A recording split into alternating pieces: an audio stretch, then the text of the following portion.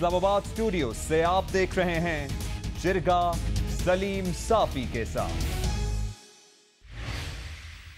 बिस्मिल्लाहिर्रहमानिर्रहीम। अस्सलाम वालेकुम नाज़रीन। वफाक़ी वज़ीर हवाबाजी जनाब ग़ुलाम सरवर ख़ान साहब एक सीज़न पॉलिटिशियन हैं। गुज़िश्ता अरसे में उनके कुछ बयानात और उनके कुछ इक़दामात दूररस नताइज के ज़रिया बन गए या उसका वसीला बन गए। उस दौरान हम कोशिश करते रहे, लेकिन काफ़ी अरसे बाद आज हमारे हाथ आए हैं, तो उनसे बात होगी उनकी वज़ारत से मुतालिक भी और सियासत से मुतालिक भी और हुकूमती परफॉर्मेंस से मुतालिक भी। सबसे पहले बहुत शुक्रिया जनाब ग़ुलाम सरवर ख़ान साहब। और एक पहला ये जानना चाहूँगा कि ये PIA मुकम्मल बैठ गया या कि उड़ने का कुछ न कुछ इम्कान या गुंजाइश मौजूद है? इंशाल्लाह जी चांसेस हैं, इससे ठीक करने की पूरी कोशिशें हैं। और इब्तदाई तौर पे ये सारी चीज़ें PIA चलाने वालों को देखा गया, जहाज़ों को उड़ाने वालों को देखा गया। और सुन के यकीनन आपको दुख भी होगा कि इस मुल्क में ऐसे भी होता रहा है, और ख़ुशी इस बात की होगी कि चीज़ें ठीक भी होनी शुरू हो गई। कि जो हमने किए हमारे दौर में हुए, इन 2 सालों में हुए 762 लोग ऐसे नौकरी से निकाले गए PIA के जिनकी असनाद जेली थी, जिनमें से 17 पायलट भी थे और उनका टेक्निकल स्टाफ भी था, एडमिन में भी लोग थे, केबिन क्रू भी था। नहीं सरवर खान साहब, आपने पहले 262 का कहा था जारी असनाद का, उसने इतना बेड़ा गर्क किया। अब आप 762 कह रहे हैं। 762 मैं जनरली कह रहा हूँ, ये हाँ। 262 तो सिर्फ पायलट हजरात के बारे में मैंने कहा ना। हाँ, तो इससे तो दुनिया को ये पैगाम जाएगा कि भाई सिर्फ पायलट नहीं, बाकी शोबों में भी यकीनन थे। और उन्हें हमने स्क्रूटनाइज करने के बाद उन्हें नौकरी से फारिग किया, और ये कंटिन्यूस प्रोसेस है, अब भी जारी है कि सारे लोगों की जितने भी एम्प्लॉइज़ हैं उन सारों की क्रीडेंशियल्स सारों के चेक हो रहे हैं, और जिसके क्रीडेंशियल्स ठीक नहीं हैं और उन्हें नौकरियों से फारिग किया जा रहा है। तो 762 नहीं, लेकिन खान साहब आपने कोई नया जहाज़ चलाया, न कोई नया रूट तलाश किया, न कुछ नए लोग को भर्ती किए, आप निकाले ही जा रहे हैं और बिठाए ही जा रहे हैं। देखें जी कि जो वर्ल्ड स्टैंडर्ड है कि एक जहाज़ पर 150 मैक्सिमम केबिन क्रू हो, स्टाफ हो, ग्राउंड स्टाफ हो, इंजीनियर्स हो, एक स्टैंडर्ड है ना कि एक जहाज़ पर 150 बंदा, और पाकिस्तान का स्टैंडर्ड हो गया 550 बंदा। तो ओवर स्टाफिंग, मेन तो ओवर स्टाफिंग थी जो कि सियासी बुनियादों पर भर्तियाँ हुई और गलत तरीक़ों से भर्तियाँ हुई, क्वाइफ के मुताबिक भर्तियाँ नहीं हुई। तो पहला तो PIA का बेड़ा इस तरह बिठाया गया। बेड़ा हमने नहीं बिठाया, हम तो बेड़ा उठाने की कोशिश कर रहे हैं, बेड़ा तो बिठाने वाले बिठा के गए। लेकिन सरवर साहब, इतने जहाज़ जो है हमारे, वो पिछली हुकूमतों ने ग्राउंड नहीं कराए थे जितना कि आपके एक बयान ने ग्राउंड करा दिया। ग्राउंड कोई भी जहाज़ नहीं हुआ जी, सारे जहाज़ हवा में उड़ रहे हैं। और सिर्फ रिस्ट्रिक्शन अगर है तो यूरोप पे रिस्ट्रिक्शन है, UK में रिस्ट्रिक्शन है, और 3 स्टेशन हमारे UK के थे और 3 ही स्टेशन हमारे यूरोप के थे, बार्सिलोना, पेरिस और नॉर्वे। ये 3, तो ये 6 स्टेशंस पे। और उसके लिए भी देखें ना, जो उनके सेफ्टी कंसर्न्स थे EASA के, और उन्होंने हमें टाइम भी दिया था कि 2 माह के अंदर अपील करें। तो हमने अपील इसलिए नहीं की कि EASA के लोग, EOSA के लोग हमारा ऑडिट करने खुद आ गए, चेक करने खुद आ गए, और वो सारा ऑडिट करने के बाद, चेक करने के बाद 97.5% सेटिस्फैक्ट्री रिमार्क्स दे के गए। और टेक्निकली भी उन्होंने हमारे सारे जहाज़ों को चेक किया है। और एक फ़्लाइट उन्होंने A320 की कराची से वो ख़ुद फ्लाई करके लाहौर आए हैं, और लाहौर से फिर वापस कराची गए हैं। कि ग्राउंड स्टाफ को भी उन्होंने देखा है, एयर ट्रैफिक कंट्रोल किस तरह काम करता है, ग्राउंड हैंडलिंग जहाज़ की कैसी है, इंजीनियर्स किस तरह काम कर रहे हैं, और फ्लाइंग किस तरह हो रही है। तो वो सेटिस्फैक्ट्री रिमार्क्स अपने दे के गए। तो इंशाल्लाह जो रिस्ट्रिक्शंस हैं वो भी ख़त्म हो जाएंगी, और एक नए जज्बे के नहीं सरवर खान साहब, देखें आप कोई जुल्फ़ी बुखारी की तरह इत्तेफाकन हुकूमत में नहीं आए हैं, या आप ये बाकी लोगों की तरह कोई नए नहीं है। आप एक सीजन पॉलिटिशियन हैं, कई मरतबा MPA बने, कई मरतबा MNA बने, पहले भी वज़ीर रहे, तो आप हुकूमती मनसब की नज़ाकतों को समझते हैं। जब आप पब्लिकली ये बयान दे रहे थे कि 262 हमारे पायलट के वो लाइसेंसेस में मशकूक हैं, तो जब उनको मशकूक करार दे रहे थे तो यकीनन मैं ये मानने को तैयार नहीं हूँ कि आप जैसे जहांदीदा बंदे को रिपरकशन का अंदाज़ा नहीं था। तो ये कोई आपसे करवाया गया, आपसे तो मैं तवक्को नहीं करता कि आपने अस खुद इरादतन ये क्यों होगा। देखिए जी, किसी ने कोई किसी से कुछ करवा नहीं सकता। डायरेक्शन ज़रूर होती है कि चीज़ों को ठीक करना है, और स्टेटस को का मैं खुद हामी नहीं। सारी ज़िंदगी स्ट्रगल की है, पॉलिटिकल स्ट्रगल की है, और तूफ़ानों के आगे खड़ा रहा हूँ। तो PIA को जब मैं देखता था कि PIA का बेड़ा किस तरह बैठा हुआ है, रेलवे को देखता था, बाकी दुनिया में मैंने सफ़र भी किया है, काफ़ी डेस्टिनेशंस मैंने कवर किए हैं। दुनिया में जहाँ भी मैं गया हूँ मैंने रेल भी देखी है और हवाई जहाज़ भी देखा है। अपनी रेल को आज से 10 साल पहले भी देखा है, 20 साल पहले भी देखा है, 30 साल पहले देखा है, आज भी देख रहा हूँ। अपनी PIA को 10 साल, 20 साल, 30 साल पहले देखा है, आज भी देख रहा हूँ। तो जो डिटेरियोरेशन थी ना, जो गिरावट थी, वो बर्दाश्त नहीं होती थी कि दुनिया आगे जा रही है, हम पीछे क्यों जा रहे हैं। और उसकी वजह पायलटों में तो नहीं थी ना, ये नहीं, वो देखे ना, मैनेजमेंट में थी। वो हर लेवल पे थी ना। देखे ना, 762 लोगों का जो मैं कह रहा हूँ वो मैनेजमेंट में आते हैं। फिर उसके बाद ये सिर्फ मेरा ही स्टांस नहीं था, ये तो सुप्रीम कोर्ट ऑफ पाकिस्तान की डायरेक्शन भी थी। उन्होंने कहीं से उन्हें को क्लू मिला कि यहाँ कुछ गलत हुआ है या गलत हो रहा है, तो chief justice supreme court of Pakistan ने सुओ मोटो एक्शन लेके पहले कहा कि आप इनके क्रीडेंशियल्स चेक करें। वो चेक करने शुरू किए तो जेली ने किसी का FA ठीक है तो BA ठीक नहीं, आपने 262 का फिगर दिया था जी। हतमी नतीजे के तौर पर मेरी मालूमात के मुताबिक तो यानी 30-40 भी जाली नहीं निकले, 80 निकले हैं।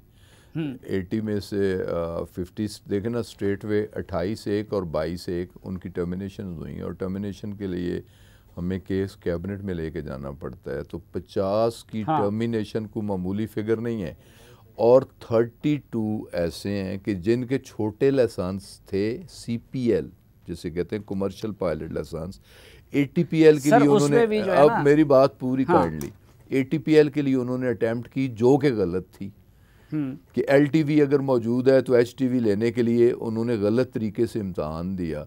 तो वो स्टिल ग्राउंड हैं, स्टिल सस्पेंडेड हैं, और उनके खिलाफ एक्शन भी होगा। नहीं तो ATPL का एग्जाम तो सारा कंप्यूटराइज्ड होता है, उसमें गपला कहाँ से हो जाता है। तो कंप्यूटर को भी जो फीड किया जाता है वही होता है ना, कि कंप्यूटर में अगर कोड लेके मैं नहीं बैठा, आप बैठ के एग्जाम दे सर, मैंने जो आपके महकमे से लिए 4-5 मराहिल होते हैं कि पहला एक बंदा कमर्शियल पायलट का लाइसेंस हो, उसके लिए ज़रूरी है 1500 घंटे की फ़्लाइट, ठीक है, फिर ATPL का इम्तिहान, फिर जहाज़ जो है वो ग्राउंड पे स्कूल, उसके बाद फिर इम्तिहान, फिर सिमुलेटर पे ट्रेनिंग उनकी होती है, फिर जहाज़ पे ट्रेनिंग होती है, फिर सिविल एविएशन का इम्तिहान होता है। और तो इन 4 मरहलों में जो शक था वो सिर्फ ATPL का था, ठीक है। नहीं, उनकी मैं इतनी डिटेल में ना गया हूँ और ना इतनी डिटेल में जाना चाहता हूँ कि LTV मैं खुद एडमिट कर रहा हूँ कि CPL उनका ठीक था, फ्लाइंग आवर्स भी उनके ठीक थे, जो ATPL में उनकी अपीयरेंस थी वो गलत थी। यानी कि ATPL में अगर 8 पर्चे देने थे तो किसी ने 4 खुद नहीं दिए, उनकी जगह किसी ने CPL का मतलब ये कि कमर्शियल पायलट छोटा जहाज वो उड़ा सकते थे, यहाँ तक तो सब क्लियर थे। छोटा जहाज वो उड़ा सकते थे। अच्छा, बड़े पायलट वो हो सकते थे, कप्तान नहीं बन सकते थे। बड़े जहाज के लिए का पायलट बनने के लिए, जिसको ATPL कहते हैं, उसके लिए जो 8 मराहिल हैं उसमें सिर्फ एक मरहले पे शक था। नहीं, देख, फ्लाइंग आवर्स तो पूरे थे, फ्लाइंग आवर्स को तो मैं नहीं कह रहा, वो तो कोई डिनाइल नहीं है। देखें, बंदा क्लासेस पूरी अटेंड करता है तो फिर एग्ज़ाम में बैठता है, तो एग्ज़ाम में बैठता है तो एग्ज़ाम क्वालिफाई करता है। ऐसे भी होते हैं कि वो क्लासेस भी अटेंड नहीं करते और एग्ज़ाम में भी नहीं बैठते और किसी को बिठा के एग्ज़ाम पास कर लेते हैं। फाइनली आपने 58 पायलट्स को सस्पेंड किया, ठीक? हमने 50 को टर्मिनेट किया, 30 को सस्पेंड किया। अच्छा, 30 को सस्पेंड किया जिन्होंने गलत अटेम्प्ट की ATPL लेने की, उन्हें हमने सस्पेंड किया, उन्हें शोकाज दिया, उन्हें चार्जशीट किया और उन्हें फर्दर उनकी फ्लाइंग को हमने रिस्ट्रिक्ट कर लिया। कई की सस्पेंशन मेरे पास पड़े हुए हैं, वो सस्पेंशन जो है आप लोगों ने विड्रॉल कर दी कैबिनेट के उसके बाद, क्योंकि वो बेगुनाह साबित हुए। देखें ना, 262 में जो मैं कहना चाह रहा हूँ बड़ा क्लियरली कि 262 की स्क्रूटनी हुई, हाँ, सस्पेंशन हुई, हाँ, चार्जशीट हुई, उन्हें पर्सनल अपीयरेंस का मौका दिया गया, पर्सनल अपीयरेंस हुई, उनकी बात सुनी गई, वो डॉक्यूमेंट्री एविडेंस भी लाए। मास वाई 80 के बाकी तमाम जो थे उनके लाइसेंसेस क्लियर कर दिए गए और उनकी सस्पेंशन विड्रॉ कर दी। ठीक है, इन 80 में भी कुछ कोर्ट्स में है, कुछ कहाँ पे हैं, कुछ कहाँ पे हैं। कोर्ट में तो जाना एक राइट है, रेमेडी है उनके पास। कुछ की सस्पेंशन आपके काबीना ने वापस करा दी? नहीं, काबीना ने किसी की सस्पेंशन अच्छा, वापस तो जो 262 में जी 80 माइनस कर ले, 80 माइनस, तो ये बाकी पायलट्स भी आपने मशकूक बना दिए, उनके साथ ज्यादती आपने नहीं की? देखें जी, उन्हें कंप्यूटर ने फ्रांसिक ऑडिट हुआ, उस फ्रांसिक ऑडिट में इंक्वायरी हुई, इंक्वायरी बोर्ड बना, उन्होंने इंक्वायरी की, उन्होंने 262 को मशकूक करार दिया।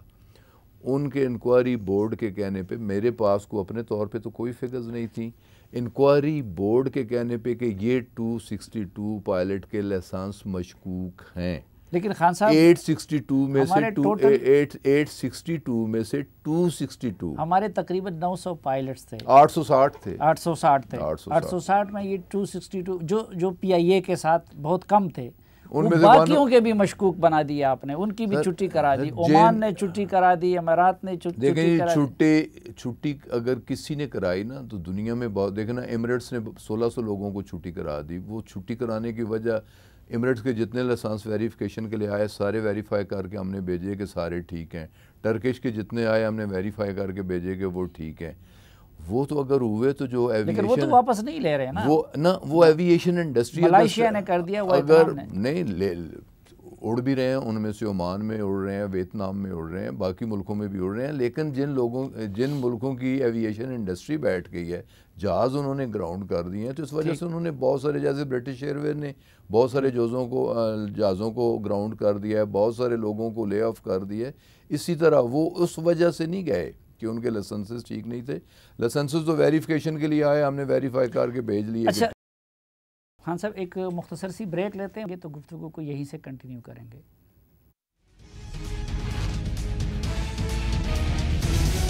ग़ुलाम सरवर ख़ान साहब, रियासत मदीना कहा जाता है, प्राइम मिनिस्टर उसका नाम लेते हैं, और रियासत मदीना कायम करने वाली हस्ती सल्लल्लाहु अलैहि वसल्लम की हदीस है कि रिश्वत लेने वाला और देने वाला दोनों जहन्नमी हैं। ये जो कुछ पायलट्स ने अगर लाइसेंस लिए हैं तो देने वाली अथॉरिटी कौन है और उन लोगों के ख़िलाफ़ क्या कार्रवाई हुई? देखिए जी, CA में लाइसेंसिंग अथॉरिटी एक अलग शोबा मौजूद है और उस शोबे के 5 लोगों को सस्पेंड किया गया, 3 लोगों को टर्मिनेट कर दिया गया उनके क्रिमिनल प्रोसीजर के लिए। उनके खिलाफ किस लेवल के लोग हैं? कोई सरबराह है civil aviation authority? Joint director level के लोग हैं। जॉइंट डायरेक्टर एक ठीक ठाक हायर पोस्ट है। तो जो ज़िम्मेदार लोग थे ना, जो ज़िम्मेदार लोग थे, और फिर उसकी इंक्वायरी भी हमने FIA को दे दी। और जो इंक्वायरी बोर्ड जिसने ओरिजिनली इन्वेस्टिगेशन की थी या इंक्वायरी की थी, उससे मज़ीद हमने इख्तियार दे दिया कि अभी हमें उन लोगों तक पहुंचना है, उन लोगों तक आप पहुंचाएं कि जो फैसिलिटेटर हैं, जिन्होंने फैसिलिटेशन में एक रोल अदा किया है, रब्ता करवाने में रोल अदा किया। ठीक। उन लोगों तक भी हमने पहुंचना है कि असल उम्मीदवार ने खुद बैठ के एग्ज़ाम नहीं दिया, जिसने बैठ के एग्ज़ाम दिया है, तो वो ये भी एक कंटिन्यूस प्रोसेस है। अभी हमने उन लोगों तक जाना है। जहाज़, पायलट, वो सारी चीज़ें हमने क्लियर कर दी। जो 80 यानी स्टूडेंट तो दुनिया में बदनाम भी हुआ, उसके कुलीग जिन्होंने नकल नहीं की थी वो भी बदनाम हुए, उनको सज़ा भी मिली, लेकिन मुमतहिन से कोई बात पुरसी। देखें जी, जो लोग मुतमिम थे उनके एक बंदे को नौकरी से निकाल दिया जाए और उसके ख़िलाफ़ क्रिमिनल प्रोसीडिंग शुरू हो जाए, उसके ख़िलाफ़ 420, 468, 471 या जो भी दफ़ात लगती हैं, मुझे नहीं पता कौन कौन सी दफ़ात लगी हैं, उसके तहत उसके ख़िलाफ़ एक फ़ौजदारी कार्रवाई भी शुरू हो जाए और वो नौकरी से भी चला जाए, तो यही इस कानून के मुताबिक उसे मैक्सिमम यही सज़ा मिल सकती है। और ये सज़ा हम उन लोगों को भी ढूंढ के पकड़वा के और दिलवाने की कोशिश करेंगे कि जिन्होंने फैसिलिटेटर के तौर पे रोल अदा किया। अब हमारे तमाम यूरोपियन ममालिक, अमेरिका और वहाँ हमारा PIA नहीं जा सकता इस वक्त। देखिए जी, अमेरिका तो पहले भी ये PIA नहीं जा रहा था, वो तो पिछले दौर में अमेरिका बंद हो गया था। मैंने जैसे लेकिन कहा, एक ग्रेड उन्होंने हमें और भी पीछे धकेल दिया ना उनके। एक जैसे मैंने कहा कि 3 यूरोप की डेस्टिनेशंस हैं और 3 UK की डेस्टिनेशंस हैं, 6 डेस्टिनेशंस पे रिस्ट्रिक्शन है।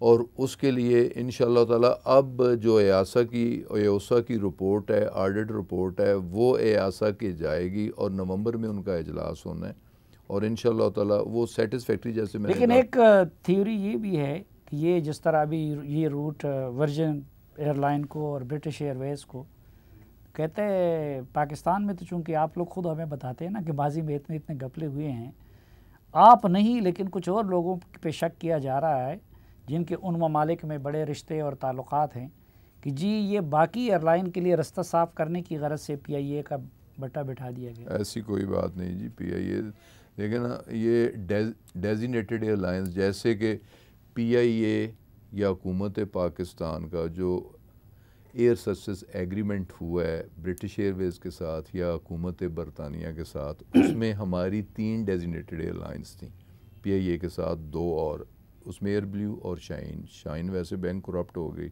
और एयर ब्लू है प्राइवेट सेक्टर में। इसी तरह उनके पास भी राइट्स हैं, वो राइट्स उनके भी हैं। डेस्टिनेशंस अनलिमिटेड, जितनी जगह पे हम जाना चाहें, ठीक, UK में हम जा सकते हैं, जितनी जगह पे वो आना चाहें वो आ सकते हैं।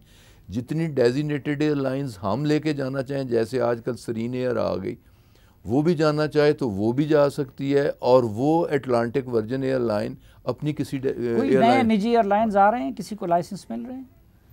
अभी सरीन का हुआ है। सरीन को अभी जो उसके लिए कंडीशन थी कि पहले 1 साल उसने गुजारना होगा डोमेस्टिक रूट्स पे, तो फिर इंटरनेशनल रूट्स पे जा सकता है।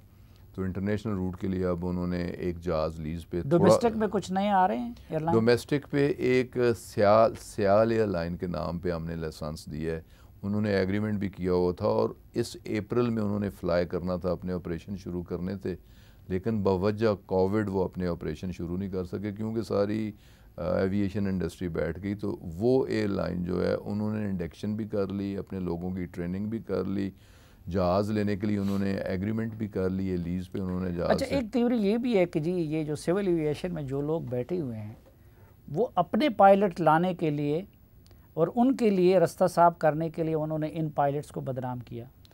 ये सारे ख्यालात हैं, ना किसी को बदनाम करने की किसी के कोई प्लान था, ना किसी ने उससे कोई फ़ायदा उठाना था, ना किसी ने उनकी रिप्लेसमेंट देनी थी। लेकिन ये जो सफाई देखें जी, ये सारी जिम्मेदारी मैं जो ले रहा हूँ, नहीं, ये जो बोर्ड ऑफ इंक्वायरी, मैं एक पॉलिटिकल वर्कर हूँ। देखें मेरा कोई एविएशन रिलेटेड मेरा कोई एक्सपीरियंस नहीं है, लेकिन इतना एक्सपीरियंस तो है सियासत से कि मैंडेट अगर पाकिस्तानी कौम ने तहरीक इंसाफ को रिफॉर्म्स का दिया है, हाँ, सफाई करने का दिया है, तो मुझे जो अदारा दिया गया तो इसमें भी सफाई करना हमारी जिम्मेदारी है। और तहरीक इंसाफ की बात हो और आपकी राय ना ली जाए और किसी ब्यूरोक्रेट की ली जाए, किसी सहाफ़ी की ले जाए, तो आप क्या उसको बनाएंगे? तो आपका जो बोर्ड ऑफ इंक्वायरी है उसमें 3 ब्यूरोक्रेट थे, एक IT का बंदा था, एक एयर कमोडोर है, लेकिन उसमें तो पायलट नहीं था कोई। ज़रूरी तो नहीं है कि पायलट का होना, किसी इंक्वायरी बोर्ड में पायलट हो। आप पायलट्स के मामलात को जांच पड़ताल कर रहे हैं? ये ज़रूरी तो नहीं है कि पायलट कोई हो। पायलट्स के ख़िलाफ़ हो रहा है तो पायलट ही में से कोई बंदा नुमाइंदा हो तो ये तो कॉन्फ्लिक्ट आ जाता है उसमें। नहीं तो रिटायर्ड पायलट भी हो सकता था। नहीं, रिटायर भी हो सकता है, लेकिन पायलट्स की रिप्रेजेंटेशन ज़रूरी, कोई कानून में तो कहीं नहीं लिखी हुई कि पायलट की रिप्रेजेंटेशन होनी चाहिए। ठीक। हाँ, उसमें हमने जो हमारा इन्वेस्टिगेटिंग बोर्ड है, जो जहाज़ हमारा क्रैश हुआ है उसमें उन लोगों का था, तो उसमें हमने पायलट्स को शामिल किया। उसमें हमने पायलट को शामिल किया कि ठीक है, लोगों का एक कंसर्न है कि पायलट्स का व्यू पॉइंट भी आना चाहिए। अच्छा, ये जो कराची में हादसा हुआ था उसकी फाइनल रिपोर्ट कब तक आ जाएगी और कब तक आप पब्लिक? फाइनल हमारी कमिटमेंट पहली तो हमने पूरी कर दी कि 1 महीने के अंदर हम रिपोर्ट देंगे, और दूसरी हमारी वो इंटरम रिपोर्ट थी, और दूसरी हमारी कमिटमेंट थी कि इस साल के एंड में हम फाइनल रिपोर्ट भी दे देंगे। तो इंशाअल्लाह ताला इस साल के एंड में, by the end of December, definitely report वो भी असेंबली में देंगे। अभी फ्रांस और वहाँ से उसका फाइनल नहीं हुआ है? सारी चीज़ें फ्रांस तो जो इंस्ट्रूमेंट जाता है ना, जिसे ब्लैक बॉक्स कहते हैं, हाँ, वो दोनों बॉक्स, दोनों की जो उधर भी अब फाइनल रिपोर्ट से पहले आपने पायलट शहीद भी हो गए और आपने उनके गले में डाल दिया उनके खानदान को। देखें जी, जो वो तो मैंने खुद साफ़ी साहब, देखें जो शहीद हुए हैं, जितने भी शहीद हुए हैं, उन सारों के साथ बहसीत इंसान एक दिली हमदर्दी है, और जो पायलट शहीद हुआ है उससे भी पूरी हमदर्दी है। लेकिन इंसान है, इंसान से गलती भी हो सकती है, कोताही भी हो सकती है, तो उसमें पायलट एरर। लेकिन जहाज भी मशीन है ना, उसमें गलती भी हो सकती है। जहाज भी देखें ना, और जो जहाज के मेंटेनेंस करने वाले हैं वो भी इंसान है, उनकी भी गलती हो सकती है। डेफिनेटली ये भी हो सकता है, लेकिन जो स्टैंडर्ड प्रोसीजर्स हैं कि जहाज की चेकिंग कुछ मंथली होती है, कुछ वीकली होती है, कुछ आवर्स के हिसाब से होती है, सारे चेक्स वो सर्टिफाई करके गए हैं। जो अभी ऑडिट टीम आई है उन्होंने वो चेक्स भी सारे सर्टिफाई किए। बाकी जहाज़ों के जो चेक्स होते हैं उनकी सर्टिफिकेशन भी करके गए हैं। तो हादसा होना था, लेकिन उसमें पायलट एरर, ये जो इन्वेस्टिगेटिंग बोर्ड था उसकी राय थी। जो पहले हादसात हुए थे और ATR का जो हुआ था, बाकी इस तरह हैं, तो उनकी रिपोर्ट तो तैयार पड़ी है, उसको आप पब्लिक क्यों नहीं करते? उसकी रिपोर्ट में उसमें कुछ टेक्निकल फॉल्ट भी था, वो री एग्ज़ामिनेशन के लिए दोबारा ATR कंपनी को भिजवाया गया। वो भी मैंने हाउस में, देखें हमारी ज़िम्मेदारी तो नहीं, लेकिन इस सेंस में कि मुझसे पहले वो हादसा हुआ और उसकी अभी तक रिपोर्ट नहीं आई, तो मैंने कहा कि ये रिपोर्ट भी मैंने देनी है। तो ये दोनों रिपोर्ट्स जो हैं, चित्राल हादसे वाली और कराची हादसे वाली, इंशाअल्लाह ताला इस साल के आखिर में हम देंगे। अच्छा, ये थोड़ा सा इस पर भी बात करें, ये जो मुल्की मईशत का जहाज़ डूबने जा रहा है, इसके ज़िम्मेदार कब तक वही पिछले वाले करार पाएंगे? आप लोगों के यहाँ ज़िम्मेदारी कब आएगी? साफ़ी साहब, सियासत से हट के, मैं तो ख़ुद 35 साल से हूँ, इस सिस्टम का हिस्सा हूँ, पिछली पार्टियों में भी रहा हूँ। यकीन जानिए, बहसीत एक पाकिस्तानी, बहसीत एक सियासी कारकुन, सारी के ज़िम्मेदार वही लोग थे। और जो सबसे बड़ी ज़िम्मेदारी, फिर बहसीत एक पाकिस्तानी कह रहा हूँ, अगर मैं ख़राब हूँ, अगर मुझ में कोई गलती है, तो इंसान काबिल इस्लाह भी है, किसी वक्त अल्लाह माफ़ भी कर सकता है और बंदा अपनी इस्लाह भी कर सकता है। मैं इस लिहाज से इन्हें कौमी मुजरम कहता हूँ। वो ख़ुद तो थे ही थे, करप्ट थे ही थे, उन्होंने मुआशरे को भी करप्ट करने में कोई कसर बाकी उठा नहीं रखी।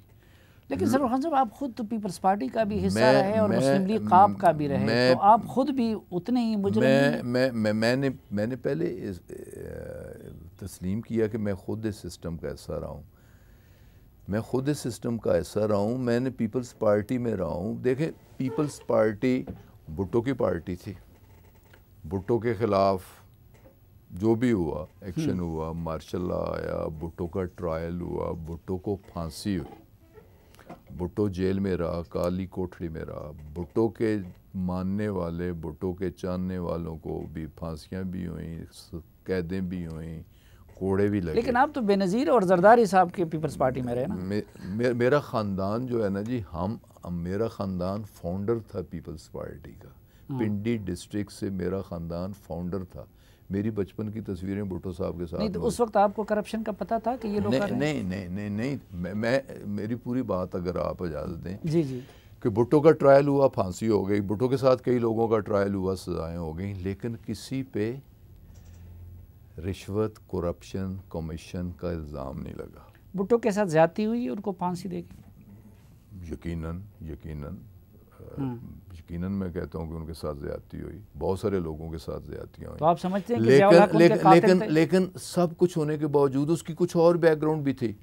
आप समझते हैं जनरल ज़िया उनके कातिल थे? लेकिन जो भी कातिल था, लेकिन भुट्टो के मुंह से पाकिस्तान या पाकिस्तानी अदारों के खिलाफ वो फांसी के फंदे पे झूल गया, लेकिन कोई उसने कौमी राज, कोई उसने किसी पे एतराज़, कोई उसने किसी को ब्लेम, मुल्की अदारों पे उसने बात नहीं की। मुझे तो अफसोस इस बात का होता है, मेरा यकीनन बैकग्राउंड उस पार्टी के साथ था कि जिस पे करप्शन के चार्जेस नहीं थे, जिन्हें कोई लेकिन इदारों के खिलाफ जो जुबान खान साहब ने इस्तेमाल की, आपने वो क्लिप तो सुने होंगे? नहीं, इस जिस हद तक अब इस्तेमाल की जा रही है ना जी, जिस तरीके से खुल के अदारों के साथ कन्फ्रंट किया जा रहा है, और साफ़ी साहब अगर थोड़ा सा बैकग्राउंड में आप जाएं, नहीं तो अगर बैकग्राउंड में जाए तो खान साहब ने डेफिनेटली नहीं, खान साहब से भी पीछे चले जाएं। हाँ। खान साहब तो 97 में आए, एक्टिव पॉलिटिक्स में 2002 से ऑनवर्ड चलें, तो न किसी ने उनको फांसी दी थी, न जेल में डाला था, उसके बावजूद उन्होंने इदारों पे क्या क्या इल्ज़ाम नहीं लगाए इंडिया में बैठ के? नहीं इस हद तक, जिस हद वो हम सुना नहीं सकेंगे, लेकिन इधर आपको दिखा सकता हूं। जिस हद तक ये लोग जा रहे हैं, इन लोगों को नहीं जाना चाहिए। मैं भी कहता हूं नहीं जाना चाहिए। पाकिस्तान ने बहुत कुछ दिया है, लेकिन जिसने पाकिस्तान बनाया उसे तो 1 साल नहीं मिल सका। भुट्टो एक अजीम जदोजहद के बाद वो आया, अवामी लीडर था, उसे भी 1 टर्म मिली। जिन लोगों को 3 टर्म्स इस मुल्क ने दी एज अ प्राइम मिनिस्टर, 6 बार जिन लोगों को इस मुल्क के सबसे बड़े सूबे में सूबाई हुकूमतें दी, जिनकी स्टेट्स जो एम्पायर्स थी, इंडस्ट्रियल एम्पायर्स थी, 85 में क्या था, मैं भी 85 का मेंबर हूँ, मैं भी आज भी असम्बली का मेंबर हूँ, 85 का भी मेंबर हूँ। तो आप नहीं समझते मेरे गोशवारे, मेरे असासे भी देखें, और शरीफों के और शरीफों का साथ देने वालों के देखें। लेकिन आप नहीं समझते कि ये सियासतदानों को करप्ट करने का इस सिलसिले का आगाज़ 85 में जनरल ज़ियाउल हक ने किया, फंड्स दे के? लेकिन जी ज़ियाउल हक तो एक मार्शल आर्ट एडमिनिस्ट्रेटर था। वो जो पॉलिटिकल सेटअप लाया, जिसकी पैदावार नवाज शरीफ की शक्ल में थी, इन लोगों ने ये मेंटली एक बैकग्राउंड बिजनेसमैन का था, करप्ट फैमिली के साथ इनका ताल्लुक था, करप्शन करके ये लोग, इनकी इंडक्शन हुई और इन्होंने सियासत को कमर्शलाइज किया। लेकिन सियासत अब बदनुमा दब्बा है हर किसी के लिए। लेकिन इनकी वजह से कौन है? जहांगीर तरीन, खिसरो बख्तियार, आप, बाकी कि जो उनके साथ नहीं रहे, तो आप लोग वो गुनाहगार, आप लोग फरिश्ते। देखें जी, हम नहीं कह रहे फरिश्ते हैं, लेकिन मेरे खिलाफ भी नैब देख रहे हैं, मैं भी नैब के रिडार पे हूँ, ज़रूर देखें। मैंने तो on the floor of the house खड़ा होकर कहा है कि बिल्कुल मुझे देखें। आपको तो फ्रेंडली अंदाज में ना ना ना ना ना कोई फ्रेंडली अंदाज नहीं, मैं आज फिर कह रहा हूँ। लेकिन पॉलिटिक्स में हूँ मैं 79 से, ये 10 साल का देख रहे हैं। मैंने on the floor of the house कहा कि आप 85 से देखें, 85 से भी ना देखें, मैं पहला इलेक्शन 79 में लड़ा हूँ, 79 से देखें, आप 79 से ना देखें, 71 में मेरे वालिद साहब की वफ़ात हुई, जो मुझे विरासत में मिला 71 का और 2020 का आप कंपैरिजन कर लें। उनकी कायम करदा हर चीज़ गलत और उनका बनाया हुआ चेयरमैन नैब ठीक नहीं, तो फिर बनाया उन्हीं का है ना, चेयरमैन नैब भी उनका बनाया हुआ। अगर चीफ जस्टिस आता है, उनके दौर में आता है, वो बड़े खुश होते हैं, मिठाइयाँ बांटते हैं और उसी चीफ जस्टिस पे एतराज़ करते हैं। अगर आर्मी चीफ आता है तो बड़ी मिठाइयाँ बांटी जाती हैं, और अपने ही बनाए हुए के ख़िलाफ़ फिर वो खुद ही उन पे इल्ज़ाम तराशी। आप आज भी समझते हैं कि ये लोग वाजिबुल कत्ल हैं? कौन? मैं कहता हूँ हर बंदा जो इस मुल्क के बारे में बुरा सोचता है उसे कड़े एहतसाब से गुजरना चाहिए, उसका कड़ा हिसाब होना चाहिए। नहीं, कड़ा एहतसाब तो होना चाहिए, लेकिन कड़ा एहतसाब भी होना चाहिए, कड़ा हिसाब भी होना चाहिए। वो आखिरी बात आप मुझसे क्यों करवाना? एहतसाब तो नहीं, आपने कही थी ना। नहीं, वो मैंने कही थी, ज़रूर कही थी, लेकिन आपने उसको वापस ले लिया। नहीं, मैं वापस भी नहीं ले रहा। मेरा पर्सनल व्यू तो आज भी ये है कि जो इस मुल्क को और कौम को नुकसान पहुँचाए, वो नुकसान जिस तरह का भी हो, चाहे लंदन में बैठ के किसी प्लान में शामिल हो, चाहे वहाँ बैठ के इदारों के ख़िलाफ़ बात कर रहा हो, चाहे मुल्क में रह के इक़्तिदार में रह के दोनों हाथों से इस मुल्क को लूट रहा हो, गरीब कौम का खून चूस रहा हो, गरीब कौम का खून चूस रहा हो, उसके लिए सजा वो ही है। रशीद ने अपनी किताब में लिखा है कि इमरान खान साहब और तारिक कादरी साहब ने धरनों का प्लान लंदन में बनाया था। शेख साहब ने लिखा होगा, मैंने उनकी अच्छा, किताब जहांगीर तरीन और इमरान खान में, नवाज शरीफ में कोई फ़र्क है? दोनों लंदन में जाके बैठ गए।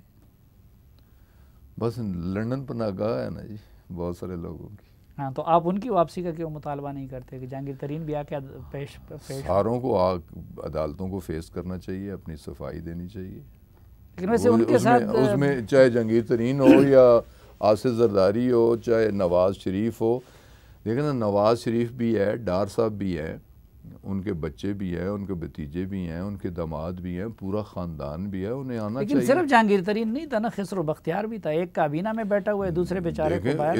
इसके खिलाफ भी इंक्वायरियाँ हो रही हैं, नैब के पास अपीयरेंसेस की हो रही है, खिसरो बख्तियार की। हाँ हो रही है, उसे चल रहा है, उस प्रोसेस से गुजर रहा है वो भी।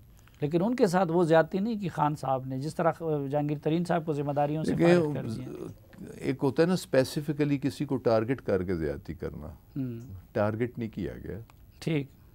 लेकिन ओवरऑल शुगर क्राइसिस पे कमीशन बनाया, कमीशन की एक रिपोर्ट है, उस रिपोर्ट में खुसरो का फैमिली भी है, उसमें कुछ और पॉलिटिकल लोग भी हैं, उसमें जहांगीर खान भी है, सारे लोग हैं जो पाकिस्तान के अंदर हैं, उन्हें भी उस प्रोसेस से गुजरना पड़ रहा है। जो पाकिस्तान से बाहर हैं उन्हें भी FIA तलब करती है ना, क्वेश्चन भेजती है। हमारी मीडिया की मईशत भी बहुत ज़्यादा बैठ गई है, तो बार बार मुझे प्रोड्यूसर कह रहे हैं वक्फा लेने का। एक मुख्तसर सी ब्रेक, वापस आएंगे तो गुलाम सरवर खान साहब के साथ गुफ्तगू यहीं से आगे बढ़ाएंगे।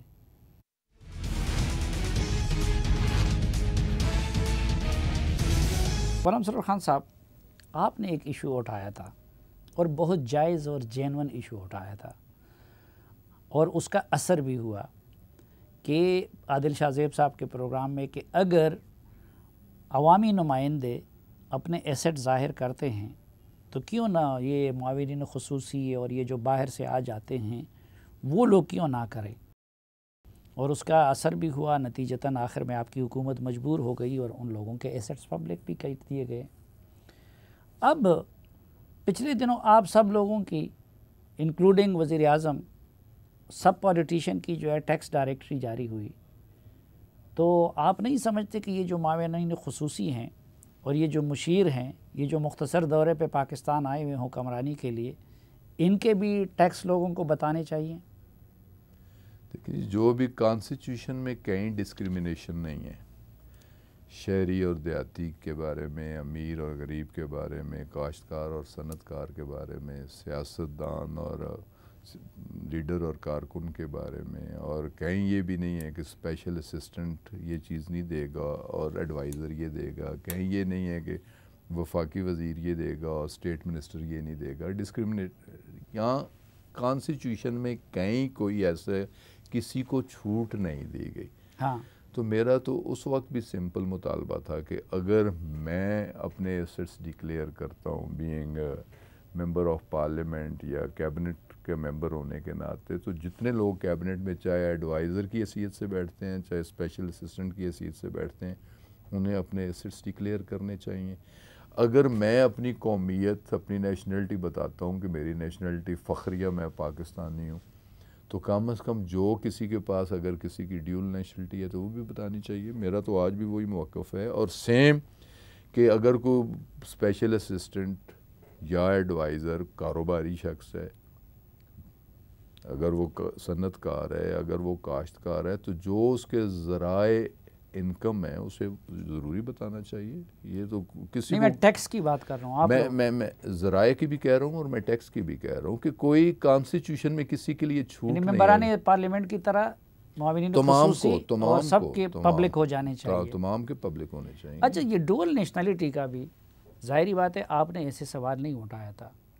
इंडिया में तो इस बात का तस्वर ही नहीं किया जा सकता। वो तो अगर कोई आपने गैर मुल्की शहरियत ले ली तो आपको अपने यहाँ की छोड़नी पड़ती है। अफ़गानिस्तान जैसे मुल्क जिसका कॉन्स्टिट्यूशन अमरीकी अफवाज की मौजूदगी में बना है, वहाँ पे भी गैर मुल्की शहरी वो वज़ीर मुशीर तो दूर की बात है, मेंबर पार्लियामेंट नहीं बन सकता। ये पाकिस्तान में मुनासिब है कि यहाँ पे अमरीकी और बरतानवी शहरी हमारी कैबिनेट में बैठे हों? देखिए जी, ये तो मेरा पर्सनल व्यू है। देखें, सियासी जमात का एक मैनिफेस्टो होता है, तो मैं बीइंग एक मेंबर कैबिनेट बात नहीं कर रहा। मैं तो कहता हूँ हमारी ब्यूरोक्रेसी में हाँ, बहुत सारे ऐसे लोग बैठे हैं जिनकी ड्यूल नेशनलिटी है, सैकड़ों हज़ारों की है। बहुत सारे लोग ऐसे हाँ। बैठे हैं, और ऐसे लोगों का कोई राइट नहीं है, चाहे वो कैबिनेट में हों, चाहे वो पार्लियामेंट में हों, चाहे वो सरकार में बैठे हों, उसूलन। लेकिन ये एक मेरा व्यू पॉइंट हो सकता है, एक आपका व्यू पॉइंट हो सकता है। जैसे मुल्कों का आपने हवाला दिया, हिंदुस्तान का एक अपना व्यू पॉइंट हो सकता है, अफ़गानिस्तान का एक अपना हो सकता है, लेकिन अमेरिका और बरतानिया का एक अपना भी हो सकता है। इस तरह मेरी पार्टी के अंदर मेरी लीडरशिप का व्यू इसके अलावा हो सकता है। अब भी बहुत सारे लोग, अब ड्यूल नेशनल से कि कोई यूके में बैठा है, एक्सपेट्रिएट है, बवजह जो भी है उसने उसकी ड्यूल नेशनलिटी है, लेकिन वो हो सकता है वो मुझसे ज़्यादा मुहिब वतन पाकिस्तानी हो। और मैंने देखा है, नहीं है जो ओवरसीज पाकिस्तानीज है वो हमसे ज़्यादा वो मैंने देखा है जो 7.5 मिलियन हाँ। जो ओवरसीज पाकिस्तानीज हैं, मैंने उनके दिल में पाकिस्तान के लिए ज़्यादा मोहब्बत देखी पाकिस्तान है। के वो मोहसिन भी पाकिस्तान की मईशत के लिए हमसे ज़्यादा कंट्रीब्यूट भी बिल्कुल करते वो हैं। पाकिस्तान के मोहसिन है, हमसे ज़्यादा मोहब्बत करते हैं। लेकिन जो बंदा उसकी वो मजबूरी नहीं होती और इधर आके मेरा हुक्मरान बनता है और मुझ पे टैक्स लगाता है, मेरे टैक्स से उनको तनख्वाह मिलती है, तो फिर उनको इस मुल्क की खातिर इतनी कुर्बानी तो देनी चाहिए ना कि किसी और मुल्क की वफादारी का जो हलफ उसने उठाया है उसको तर्क करे। असूलन आपकी बात जायज़ है। मसलन अभी हमारा चीन के साथ स्ट्रेटेजिक ताउन हो रहा है, तो जिस कैबिनेट में अमेरिका, बरतानिया और यहाँ के शहरी बैठे हों तो चीनी उस पर ट्रस्ट कर सकते हैं। असूलन ठीक कह रहे हैं आप। तो जब काबीना में इस कानून की मंजूरी दी जा रही थी, मसलन हमारा एक प्राइम मिनिस्टर एक दोस्त मुल्क के अकामे पे डिस्क्वालीफाई हुआ है, हमारे ख्वाजा आसिफ वगैरह के ख़िलाफ़ दोस्त मुल्क के अकामे के केसेस चल रहे हैं, और प्राइम मिनिस्टर ने तो बशीर मेमन से कहा भी था कि उनके ख़िलाफ़ आर्टिकल 6 लगा दें। तो जब वफाकी काबीना में इस कानून की मंजूरी दी जा रही थी कि गैर मुल्की सिटीज़न रखने वालों को इलेक्शन लड़ने की इजाज़त होगी, तो ग़ुलाम सरवर ख़ान साहब काबीना में थे नहीं या क्या हो जाती? देखिए जी, काबीना में इज्तिमाई फ़ैसले होते हैं, तो इज्तिमाई फ़ैसलों को फिर जो अक्सरियत राय से फ़ैसले हों या इज्तिमाई फ़ैसले हों, अपना पॉइंट ऑफ व्यू हो सकता है, लेकिन काबीना के फ़ैसले मेरी हुकूमत के फ़ैसले हैं, मेरी पार्टी के फ़ैसले हैं, बादले नो खास्ता मुझे भी तस्लीम करने पड़ते। ठीक, आखिरी सवाल, हुकूमत का कोई इरादा है मियां नवाज शरीफ साहब के ख़िलाफ़ बगावत का मुकदमा कायम करने का?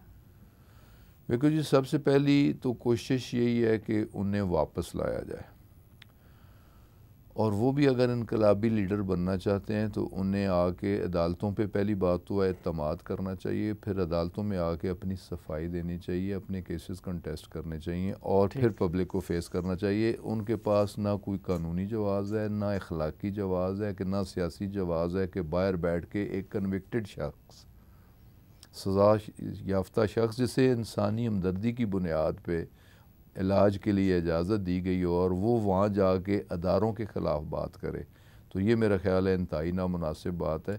लेकिन उनकी भी अगर हिस्ट्री देखें तो ये आज के अदारों के ख़िलाफ़ नहीं है, ये डे 1 से अदारों के ख़िलाफ़ हैं। मैं तो 88 को देखता हूँ। नहीं तो आर्टिकल 6 लगाने का इरादा रखती है हुकूमत, या आप तजवीज़ करेंगे? ऐसे जो देखें, जो पाकिस्तानी अदारों के ख़िलाफ़ बात करता है और वही बात करता है जो बात हिंदुस्तान में होती है, और इसकी बात पे हिंदुस्तान में शादियाने बजाए जाते हैं, खुशियों का इज़हार होता है, तो यकीनन जो लोग भी पाकिस्तान के ख़िलाफ़ बात करें, पाकिस्तान की सालमियत के ख़िलाफ़ बात करें, पाकिस्तान के अदारों को क्रिटिसाइज़ करें, पाकिस्तानी अदारों पे अटैक करें, उनके ख़िलाफ़ तो हर किस्म की कार्रवाई होनी चाहिए। बहुत शुक्रिया जनाब ग़ुलाम सरवर ख़ान साहब हमें वक्त देने और हमसे बात करने के लिए। नाज़रीन, जनाब ग़ुलाम सरवर ख़ान साहब के एक बार फिर शुक्रिया, और इस तवक्को के साथ कि प्रोग्राम से मुतालिक अपनी राय से आप हमें आगाह करते रहेंगे। आज के इस ख़ुसूसी जरगे से इजाज़त चाहता हूँ। अल्लाह हाफ़िज़।